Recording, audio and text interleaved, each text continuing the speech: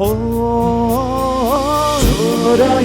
നീരും എനിക്കായി നൽകിയ ക്രൂശിത നിന്നെ ഞാൻ ആരാധിപ്പൂ.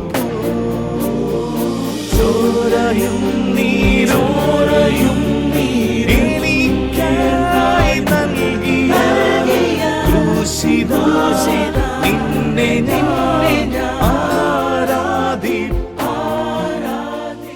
വെളിപാടിന്റെ പുസ്തകം 12-ാം അധ്യായം 11-ാം തിരുവചനത്തിൽ ഒരു കുഞ്ഞാടിന്റെ രക്തത്തെക്കുറിച്ചുള്ള സംഭവം വിവരിക്കുന്നുണ്ട്. അതിൽ ഇപ്രകാരമാണ് പറയുന്നത്: കുഞ്ഞാടിന്റെ രക്തം ഒരാളുടെ ജീവിതത്തിൽ വന്നു നിറയുമ്പോൾ അയാൾ ഇന്നോളം അറിയാത്ത വിജയവും ഏറ്റവും വലിയ ശത്രുവായ പിശാചിനെ തോൽപ്പിക്കാനുള്ള ശക്തിയും അയാളുടെ ജീവിതത്തിൽ കിട്ടും എന്നാണ് പറയുന്നത്. നമുക്കറിയാം, നോമ്പ് കാലത്ത് നമ്മൾ ഒരുപക്ഷെ പല രീതിയിൽ തോറ്റുപോകുന്നവരാണ്. എഴുന്നേൽക്കാനാവാത്ത രീതിയിലുള്ള സങ്കടങ്ങൾ, പ്രതിബന്ധങ്ങളൊക്കെ നമ്മളെ അലട്ടുന്നവരാണ്.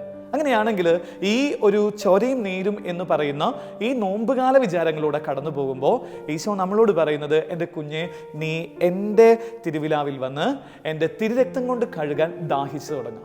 ഈശോയുടെ തിരുരക്തം കൊണ്ട് കഴുകാൻ തുടങ്ങുമ്പോൾ അവൻ നിനക്ക് നൽകുന്ന വലിയ കൃപയുടെ പേരാണ് ആത്യന്തികമായ വിജയം. ഒരുപക്ഷെ നമ്മൾക്ക് ഒരുപാട് വിജയങ്ങൾ നേടുന്നവരാവും, പക്ഷെ ഈ വിജയമൊക്കെ വളരെ നൈമിഷികമായിട്ട് മാറുന്നുണ്ട്. ഇന്ന് വിജയിച്ചവർ നാളെ തോറ്റുപോകുന്നവർ മറ്റന്നാൾ ജയിക്കുന്ന, അങ്ങനെയൊക്കെയുള്ള വളരെ നൈമിഷികമായിട്ടുള്ളത് മൊമെന്ററി വിക്ടോറിയസ് ഹാപ്പനിങ്സ് ആണ് സംഭവിച്ചുകൊണ്ടിരിക്കുന്നത്. പെട്ടെന്നുള്ള വിജയങ്ങൾ, തോൽവികൾ. പക്ഷേ തിരുവചനം പറയുന്നത് ഇപ്രകാരമാണ്: നീ ഈ നോമ്പില് ഈശോയുടെ തിരുരക്തം കൊണ്ട് കഴുകാൻ തീരുമാനിച്ചാൽ, ഈശോയുടെ കുരിശ് ധ്യാനിക്കാൻ തുടങ്ങിയാൽ, നിന്റെ ജീവിതത്തിൽ നിന്ന് അവൻ ഈ പറയുന്ന തോൽവി മാറ്റി എന്നേക്കുമായിട്ടുള്ള ആത്യന്തികമായിട്ടുള്ള സ്വർഗീയ വിജയം നൽകും എന്നാണ് പറയുന്നത്.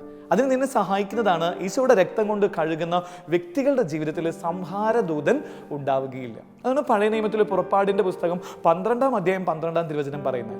സംഹാരദൂതൻ കടന്നുപോകും. ഇസ്രായേലിന്റെ മക്കളെ കൊല്ലാനുള്ള സംഹാരദൂതൻ കടന്നു പോകുമ്പോൾ കുഞ്ഞാടിന്റെ രക്തമുള്ള ഭവനങ്ങള് അവിടുന്ന് രക്ഷിച്ച് അവർക്ക് വിജയം നൽകും എന്ന് പഴയ നിയമത്തിൽ വായിക്കുകയും, അങ്ങനെ ചെയ്തവര്, തിരുരക്തം കൊണ്ട് വീടിന്റെ കട്ടിലപ്പടി അലങ്കരിച്ചവര് ദൈവം രക്ഷിച്ചു, വിജയം നൽകി എന്ന് പഴയ നിയമത്തിൽ. പുതിയ നിയമത്തിലേക്ക് വരുമ്പോൾ നമ്മളത് അനുഭവിക്കണമെങ്കിൽ അവിടുന്ന് ആഗ്രഹിക്കുന്നത് ഈശോയുടെ കുരിശ് ധ്യാനിച്ചു തുടങ്ങണം എന്നുള്ളതാണ്. ഈശോയോട് ചേർന്ന് നിന്ന് ഈശോയുടെ ചിന്തകള്, ഈശോയുടെ മനസ്സ് സ്വന്തമാക്കുമ്പോൾ നമ്മുടെ ജീവിതത്തിൽ ആത്യന്തികമായ വിജയം നമുക്ക് ലഭിക്കും. നമുക്ക് ഈ നോമ്പ് കാലത്ത് പ്രാർത്ഥിക്കണം. സ്നേഹമുള്ളവരെ, ഇനിയുള്ള ഓരോ ദിവസവും ഈശോയുടെ തിരുരക്തം കൊണ്ട് കഴുകാൻ നമുക്ക് എങ്ങനെയാണ് പ്രാപ്തരാവുക എന്ന് കണ്ടെത്താൻ പോവാണ്. അത് ഓരോ വിശുദ്ധരിലൂടെ, ഓരോ കുഞ്ഞു കുഞ്ഞു സംഭവങ്ങളിലൂടെ നമ്മൾ ഇനി വരുന്ന ദിവസങ്ങളിൽ ഈശോയുടെ രക്തം കൊണ്ട് കഴുകാൻ വേണ്ടിയിട്ട് ഉള്ള ശുശ്രൂഷകളാണ് നമ്മൾ ചെയ്യുന്നത്. ചില മാറ്റങ്ങൾ നമ്മുടെ ജീവിതത്തിൽ, ആന്തരിക മേഖലകളിൽ മാറ്റങ്ങൾ സംഭവിക്കുന്ന ശുശ്രൂഷയിലേക്കാണ് നമ്മൾ പ്രവേശിക്കുന്നത്. അതുകൊണ്ട് നിങ്ങൾ ആരും ഇനിയുള്ള ദിവസങ്ങളിൽ ഇത് മുടങ്ങാതെ ഈ ശുശ്രൂഷ കാണണം. മറ്റുള്ളവർക്ക് കമ്മ്യൂണിക്കേറ്റ് ചെയ്ത് കൊടുക്കാനായിട്ട്, ഷെയർ ചെയ്യാനായിട്ട് നിങ്ങൾ ശ്രദ്ധിക്കണം. കാരണം ഈശോയുടെ രക്തം ഒരാളുടെ ജീവിതത്തിൽ നൽകുന്ന 3 വലിയ കൃപകൾ. അത് ഒന്ന്, അയാളുടെ ജീവിതത്തിൽ നിന്ന് ശുദ്ധീകരണ പ്രോസസ്സ് സംഭവിക്കും. അവൻ്റെ അശുദ്ധിയിൽ നിന്ന് അവനെ മാറ്റും.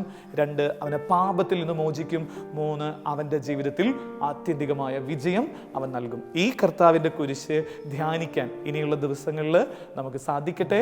വിശുദ്ധരിലൂടെയും പുതിയ നിയമ സംഭവങ്ങളിലൂടെയും ഈശോയെ അനുധാവനം ചെയ്ത മനുഷ്യരെ ധ്യാനിച്ച് ഈ നോമ്പുകാലം കൃപയുടെ മഴവില്ല് വിരിയിക്കുന്ന കാലമാക്കി നമുക്ക് മാറ്റാം. ആമേൻ.